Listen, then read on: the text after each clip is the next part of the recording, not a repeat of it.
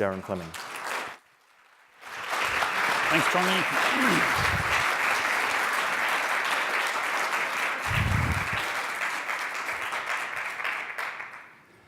It's with great pleasure that I evaluate Dee Stokes' speech, Our Spiritual Guides. The objective of Dee's speech this morning was to challenge us to change the way we think about irritable people. Now, Dee is clearly a confident and competent speaker, so this evaluation is not going to focus on the basics. It's going to focus on how do we take someone who's good and make them great. When you want to challenge an audience's innate way of thinking, you need to get them agreeing with your message before they've heard it. And the way Dee did that today was through the structure of they did, I did, you can. When we hear the story of a teacher and his cook, we think, yes, I can see why that happens.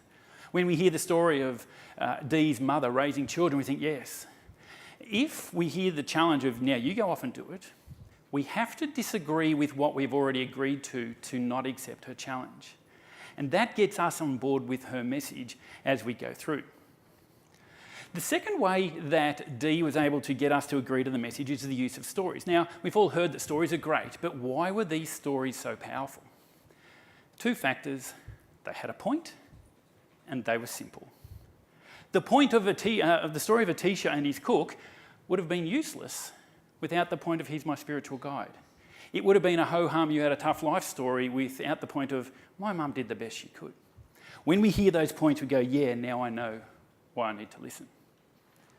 So how do we take a great speaker and move her up to be even better? The first area is presence. How do we increase the presence on the stage?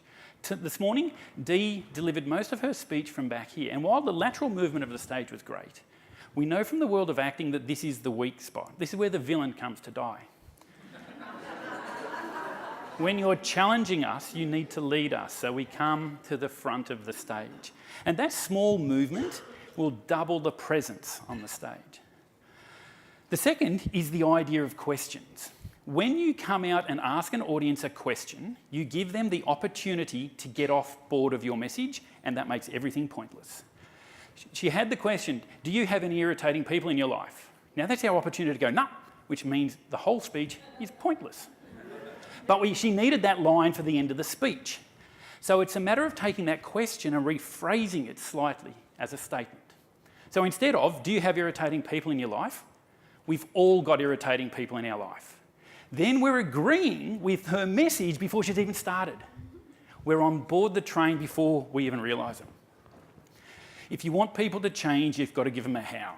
And that's where she gave us, when you see rudeness, think patience, nastiness, understanding, negativity, listening. There's three simple things we can follow, and it gives us something to action once we leave the room. That is when the change that she's after will happen. In conclusion, fantastic structure and stories build up the presence, and your speeches, Dee, will continue to challenge those who hear them. Mr. Contest Chair.